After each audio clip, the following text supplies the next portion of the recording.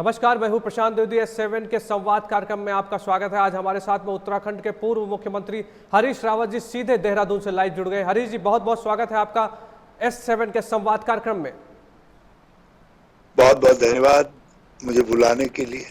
Sir, पहला सवाल, देश में कोरोना जिस तरह से फैला हुआ है, आप उत्तराखंड के पहले मुख्यमंत्री थे, कैसे देखते हैं उत्तराखंड के, क्या हालचाल है, हमसे बताइए जरा आप। देखिए, जिस तरीके की स्थितियां देश के अंदर हैं, करीब उतनी ही मिलती जुलती स्थिति उत्तराखंड में भी है। थोड़ा सा हमको एक टोपोग्राफिकल एडवांटेज है, क्योंकि कोरोना का प्रकोप जिन एरियाज में ग्रीनरी ज्यादा है, जहां हमने प्रकृति का संरक्षण किया हुआ है, जैसे उत्तराखंड है, हिमाचल है, झारखंड, छत्तीसगढ़, आसाम, नॉर्थ ईस्ट, वहां थोड़ा नियंत्रण में है। मगर टेस्टिंग की प्रॉब्लम यहाँ भी है। उसके बाद जो सोशल डिस्टेंसिंग इत्यादि के जो नॉर्म्स हैं, इसके जो प्रोटोकॉल को फॉलो करना है, उसकी शिथिलता हर स्तर पर है, पूरे देश में एक समान है। और जो इम्यूनिटी बूस्टर प्रोग्राम साइमल्टेनियसली चलना चाहिए था, वो कहीं भी देश में चल नहीं रहा है।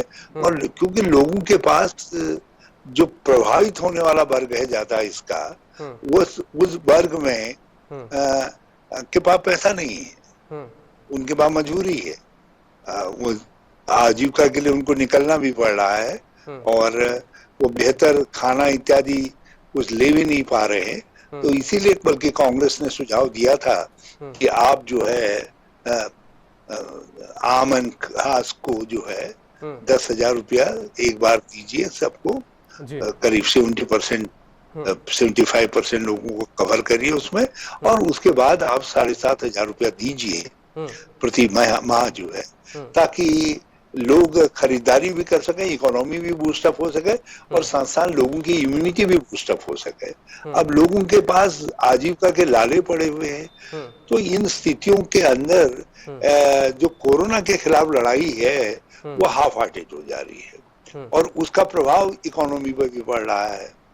अब हमारे राज्य के अंदर कुछ जगह और देश भर में और जगह भी ऐसा हुआ है कि पहले अनलॉक कर दिया गया, फिर पता चला नहीं, फिर लॉक करना पड़ रहा है। पहले कंटेनमेंट जोन कुछ जगह कह दिया गया, नहीं अब ग्रीन हो गए हैं, फिर ग्रीन अचानक रेड हो जा रहे हैं। तो ये जो स्थितियां आ रही हैं, इससे लगता है कि एक हम स्पष्ट लड़ने की रणनीति शुरू से नहीं बना पाए। जबकि राहुल गांधी जी ने 12 फरवरी को देश को आगाह कर दिया था कोरोना के आने को लेकर के, लेकिन उस समय पूरी सरकार, पूरा हिंदुस्तान ट्रम्प की अगवानी में लगा था। ट्रम्प कह रहे थे हु केयर फॉर कोरोना, हम भी कह रहे थे हु केयर फॉर कोरोना। अब आप जब ट्रम्प भी लस्त पस्त हो गए हैं कोरोना से, तो इंडिया, तो आप अंदाज लगा सकते हैं, हमारी टेक्नोलॉजी, हमारी आर्थिक स्थिति उनसे कमजोर है। अब इस समय दोनों फ्रंट चिंताजनक हो गए, कोरोना और अर्थव्यवस्था। तो ये किस तरीके से संभाली जाएगी, इसमें एक संतुलित नीति बहुत आवश्यक है, और जिसका अभी अभाव दिखाई दे रहा है। अच्छा, एफर्ट्स हो रहे हैं, मैं नहीं कह रहा हूँ कि एफर्ट्स नहीं हो रहे हैं, लेकिन जिस तरीके की चुनौती है उस लेवल के एफर्ट्स नहीं। हरीश जी, बहुत बड़ी एक चुनौती सही है, कोविड को देखते हुए एक भारत के लिए भी बहुत बड़ी चुनौती है। उत्तराखंड में क्या व्यवस्थाएं हैं? आप बतौर मुख्यमंत्री रह चुके हैं उत्तराखंड में, तो उत्तराखंड में आप प्रवास भी करते हैं, आप जाते भी जगह जगह मीटिंग्स करते हैं, जो हम लोग ट्विटर और फेसबुक पे इस समय आपसे जुड़े हुए देखते हैं। आप अपने उत्तराखंड को कैसे देखते हैं? वहाँ पे जो व्यवस्थाएं हैं वो कैसी चल रही है, और लोगों से क्या कहेंगे आप? जी देखिए, शुरू में तो ये पूरी तरीके से मोदी जी के भरोसे थे। इनको लगता था कि मोदी जी हैं तो कोरोना से हम लड़ लेंगे, यही मंत्र था इनके पास। इन्होंने टेस्टिंग की तैयारी नहीं की यहाँ तो टेस्टिंग के तो छोड़ दीजिए, जो हमारे लोग आए, माइग्रेंट बाहर से आए, प्रवासी बंधु आए, उनको क्वारंटाइन करने की व्यवस्था भी इन्होंने प्रॉपरली नहीं कर रखी थी। और जब सर पर आ गई चीजें, तो इस समय कुछ संभालने की कोशिश की है, तो टेस्टिंग बढ़ी है। जो हमारे नए सचिव आए हैं स्वास्थ्य, उन्होंने कुछ हाथ पांव मारे, टेस्टिंग बढ़ी है, मगर अकेले टेस्ट सॉल्यूशन नहीं है। आपको दोनों फ्रंट पर, इकोनॉमिक फ्रंट पर भी काम करना पड़ेगा और लोगों के स्वास्थ्य के फ्रंट पर भी करना पड़ेगा। आपके पास इंफ्रास्ट्रक्चर ही नहीं है। हमारे वहाँ जो है, जो एम्बुलेंसेज हम खड़ी करके गए थे वही काम नहीं कर रही हैं। 108 लड़खड़ा गई है और खुशियों की सवारी हमने स्टार्ट की थी दूर दराज के एरियाज के लिए। खुशियों की सवारी इन्होंने उसके टेंडर नहीं कर पा रहे, वो बंद पड़ी हुई है। मतलब एक जो अप्रोच है वो युद्ध स्तर पर लड़ने की नहीं है, एक लेजरली जैसे एक आम तरीके से लड़ा जाता है चीजों से, सरकारी तंत्र काम करता है, वो दिखाई दे रहा है। मैं चाहता हूं कि जो राजनीतिक तंत्र है वो लीड ले, और कोरोना से जो फाइट है वो ऐसा लगना चाहिए कि हम खुश करके मुक्का मार रहे हैं कोरोना को, उससे लड़ रहे हैं, हमने पूरी तैयारी कर रखी है। ये सब दिखाई देना चाहिए। जी जी जी जी। हरीश जी, आप क्या अपील करेंगे हमारे माध्यम से अपने उत्तराखंड वासियों को, मतलब देशवासियों को, कोई आप केंद्रीय मंत्री भी रह चुके हैं, क्या कहेंगे आप कोरोना को देखते हुए क्या क्या लोगों को करना चाहिए, आपकी तरफ से क्या राय है उनके लिए? देखिए, इसमें जनता तो केवल एक ही बात कर सकती है, सोशल डिस्टेंसिंग को हमको पालन करना चाहिए। बल्कि हमारे साथ भी वो त्रुटि हो रही है, लोग आ जाते हैं, वो सेल्फी खिंचाने बगल में खड़ा हो जाता है, कोई बीच में आ जाता है। लोगों में वो बात नहीं है, कल्चर जो एक बनना चाहता है, माहौल बनना चाहता। खैर वो माहौल बनाने में मैं अकेले सरकार की भूमिका नहीं देखता, उसमें हम सबको अपनी अपनी भूमिका अदा करनी है, जिसमें मीडिया भी सम्मिलित है, ताकि प्रॉपर सोशल डिस्टेंसिंग हो सके। लेकिन टेस्टिंग की सुविधाएं तो सरकार को डेवलप करनी पड़े, और लोगों के इम्यूनिटी बूस्टअप प्रोग्राम को सरकार को अपने हाथ में लेना पड़ेगा, और इनके साथ साथ साइमल्टेनियसली लोगों को जॉब मिल सके, इकोनॉमी हमारी पटरी पर आए, इसके लिए कदम उठाए जाने चाहिए। क्योंकि वह जिस तरीके की चुनौती है उसी तरीके का रिस्पॉन्स रखना पड़ेगा। तो जो आज की सरकार है उसको ये दोनों तरफ से, दोनों फ्रंट पर काम करना चाहिए, और बहुत पूरी ताकत से करना चाहिए, और सबको साथ लेकर के चलना चाहिए। मगर ये साथ लेकर के चलते कहाँ है? आप देख रहे हैं ना, क्या कोरोना से लड़ रहे हैं, पूरा राजस्थान कोरोना से लड़ा है, बहुत अच्छा लड़ा था। उस पर आएंगे हरीश जी, उस पर आएंगे, उस बात पर भी आएंगे हम लोग जी। अच्छा, मेरा तो ये स्थिति। जी जी जी, मेरा अगला सवाल, अब हम लोग राजनीति की बात कर लेते हैं थोड़ी सी। हरीश जी, क्या लगता है आपको, जिस तरह से राजस्थान में अगर आपकी पार्टी की बात की जाए तो ऐसा क्या हो रहा है कि पार्टी के बड़े नेता दरकिनार किए जा रहे हैं? सिंधिया की बात कर लें, पायलट की बात कर लें, या अन्य किसी बड़े नेता की बात कर लें, तो ये पार्टी में हो क्या रहा है? मैं आपसे समझना चाहूँगा, आप क्योंकि एक सीनियर लीडर थे, केंद्रीय मंत्री भी थे, आपको क्या लगता है क्या हो रहा है पार्टी में?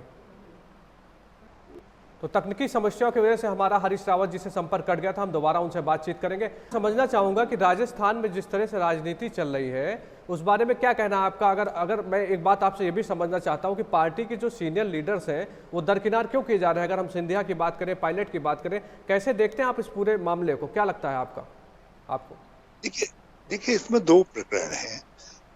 अकेले ऐसा नहीं है कि किसी ने किसी को दरकिनार कर दिया।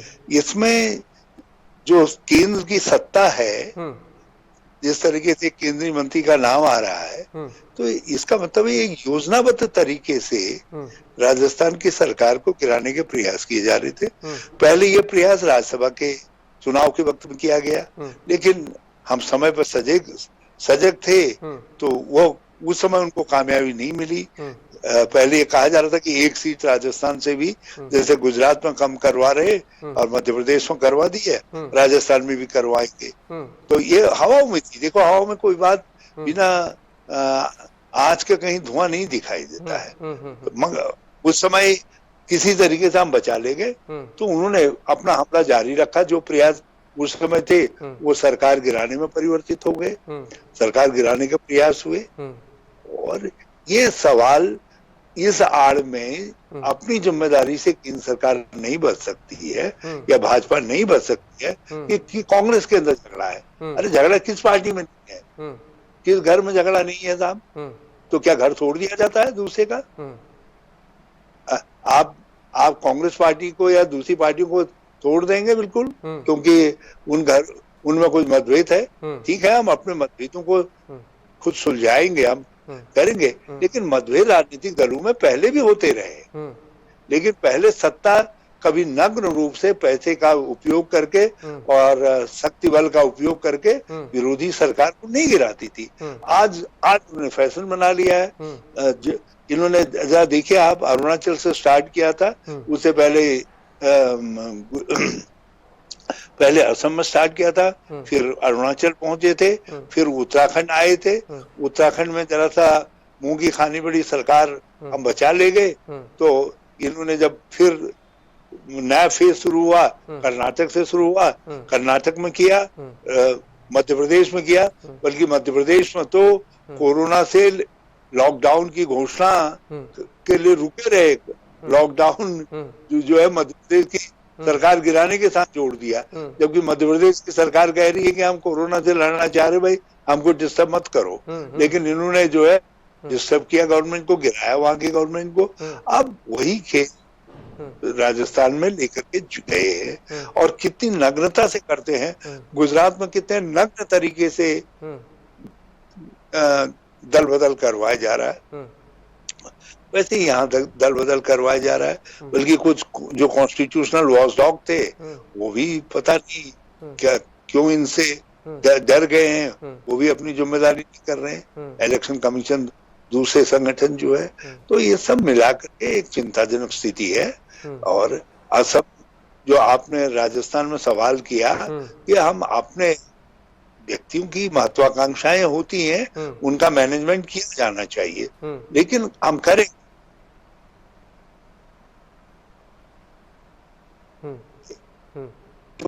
डिप्टी चीफ मिनिस्टर का पद रखा गया, डिप्टी चीफ मिनिस्टर को प्रदेश अध्यक्ष भी बनाया गया। तो अब अचानक आप क्यों दिखाई दे रहा है कि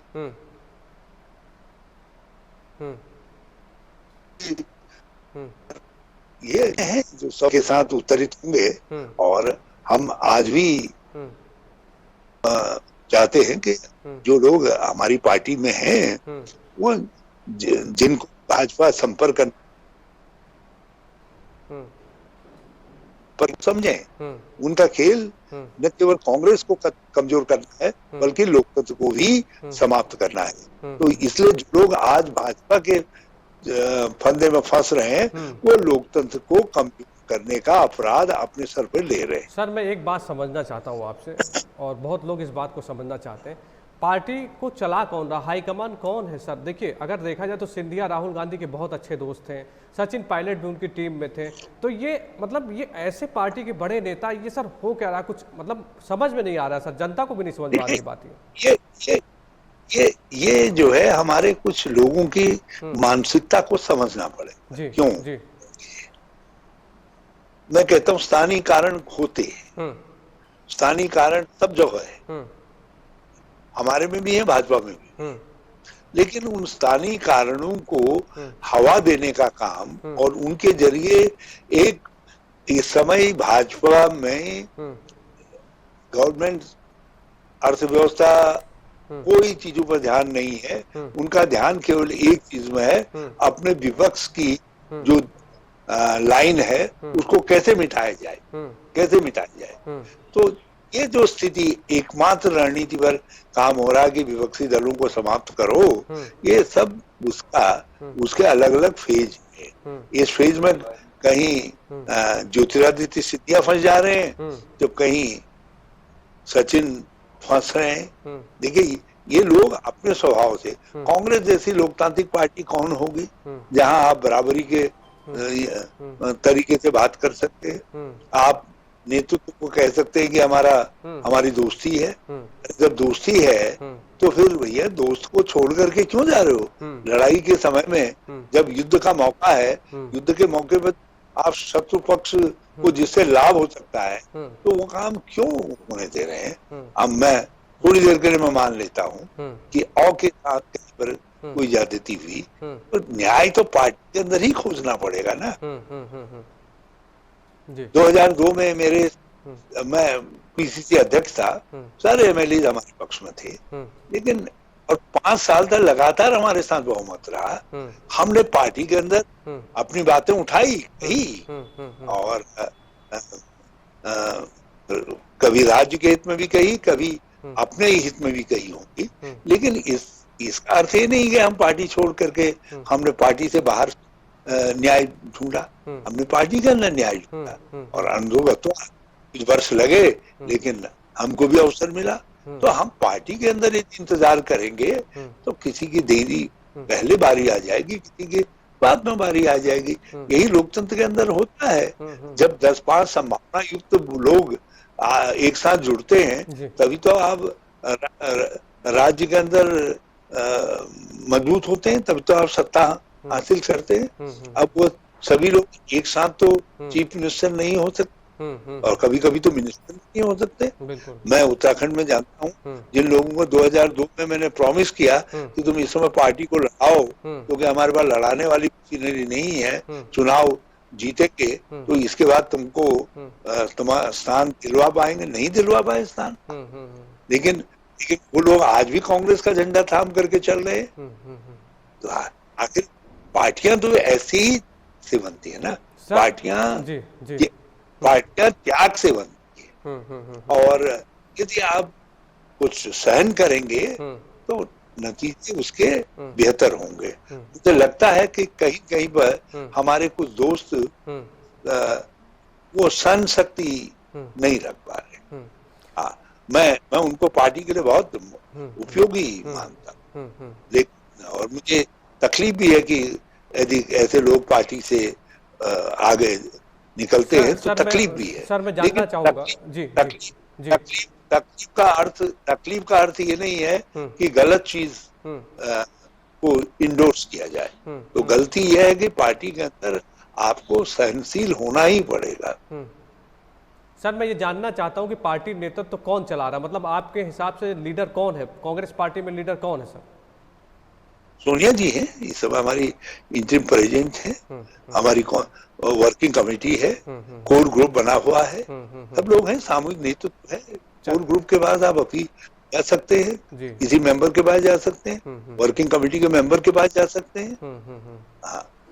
चलिए ऐसा कुछ नहीं है। चलिए सर ठीक है। और हम लोगों ने अपने स्तर पर हस्तक्षेप भी किया है जब जरूरत पड़ी है। तो ऐसा नहीं है कि हम देखिए, ये इंप्रेशन जो दिया जा रहा है कि कांग्रेस के अंदर कहाँ बात करे, किससे बात करे, बिल्कुल गलत है। जितना खुलापन कहने के लिए, अपनी तकलीफ जाहिर करने के लिए, अपना गुस्सा जाहिर करने के लिए कांग्रेस में है, वो भाजपा में होने का सवाल ही पैदा नहीं होता। उनकी तो लोकतांत्रिक परंपरा का इतिहास ही नहीं है। हमारा तो लोकतंत्र का इतिहास कांग्रेस का इतिहास है। सर मुझे याद है कि मैंने जब आप बतौर मुख्यमंत्री उत्तराखंड के थे तो मैंने आपका इंटरव्यू किया था और करीब रात के सर 2 बज रहा था, बहुत व्यस्त हैं आप। मैं काफ़ी देर तक मैंने इंतज़ार किया था और वो मुझे भी आज भी याद है कि रात में 2 बजे आपने समय दिया, फिर हम लोगों ने करीब 1 घंटे का आपके साथ में इंटरव्यू किया था। तो मैं ये समझना चाहता हूँ कि हरीश रावत जब मुख्यमंत्री थे बतौर उत्तराखंड के और आज नहीं है, तो जब मुख्यमंत्री होते तो जाहिर से बहुत सारे प्रोग्राम होते हैं, बहुत सारे काम आपके पास में होते हैं। अभी कैसे क्या कर रहे हैं सर आपका, और इस समय क्या रणनीति चल रही है, क्योंकि आने वाले चुनाव को भी लेकर कुछ ना कुछ सोचते होंगे आप, तो क्या मैं आपसे जानना चाहता हूं कि कैसा लग रहा है इस समय, क्या सोचते हैं सर आप? मैं राजनीति के बेसिक्स पर विश्वास करने वाला व्यक्ति जी। मैं करिश्माई तरीके की राजनीति वाला नहीं हूँ। आप काम करते रहिए, जो आ गया आपके पास मिलिए, उसका काम हल करने की कोशिश करिए। उस जो आपका अनुभव है, उसको सोच है, उसको आगे बढ़ाने के लिए काम करते रहिए।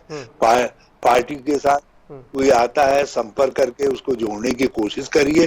पार्टी की पूंजी बढ़ाइए, अपने ज्ञान की पूंजी बढ़ाइए, अपनी सेवा की पूंजी बढ़ाइए और हमेशा उपलब्ध रहिए। और राजनीतिक कार्यकर्ता को हमेशा नम्र होना चाहिए, मधुर होना चाहिए, मधुर और नम्र बने रहिए। यही है। मैं तो बाकी चीजें तो हमको किसी ने कुछ सिखाई नहीं, इतना ही सीख करके आए। इंदिरा जी के समय में भी हमने यही सीखा, सबके समय में यही सीखा, वही सीख करके आज सोनिया जी के साथ भी खड़े या राहुल जी के साथ खड़े हैं। तो सर पार्टी को कहाँ देखते हैं उत्तराखंड में इस समय? जैसे जो चलिए कोविड नई राजनीति की बात अगर करते हैं तो पार्टी को, अपनी कांग्रेस पार्टी को कहाँ देखते हैं सर? अगर आने वाले टाइम पे जब भी चुनाव होगा तो जाहिर सी बात है कि नेतृत्व आप करेंगे या पीएम पार्टी किसी को नेतृत्व करेंगे, कहाँ देखते हैं आप? तो उत्तराखंड में हम निश्चित तौर पर सत्ता में आएंगे 2022 में। बल्कि ये जो निश्चित शब्द है, ये कभी कभी हमको जरा सा प्रमादी, जरा वो भी बना दे रहा है। मैं मानता हूं, लेकिन है, स्थितियां है, आएगी कांग्रेस यहाँ। मैं आपका ध्यान दूसरी तरफ, ये जो नई तरीके की लीडरशिप आई है, ये उसमें मोदी भी सम्मिलित है, तो ये एक विश्वव्यापी ट्रेंड है कि लाभ इस समय भाजपा को मिल रहा है, लेकिन ये ज्यादा दिन तो रहने वाला नहीं है, शुरू हो गया है, तो इसका लाभ अब कांग्रेस की तरफ जाएगा। लोग 2022 के आसपास से कांग्रेस की तरफ देखने लगे। चलिए, बहुत बहुत धन्यवाद हरीश जी कि आप हमारे खास कार्यक्रम संवाद में जुड़े, और हमारी शुभकामनाएं आपको हमारी तरफ से और हमारे टीम की तरफ से आपको बहुत बहुत शुभकामनाएं, बहुत बहुत धन्यवाद। तो ये थे हरीश रावत, जो कि उत्तराखंड से लाइव थे, पूर्व सीएम है उत्तराखंड के, और वो हमसे खास बातचीत कर रहे थे संवाद कार्यक्रम में। बहुत बहुत धन्यवाद, नमस्कार।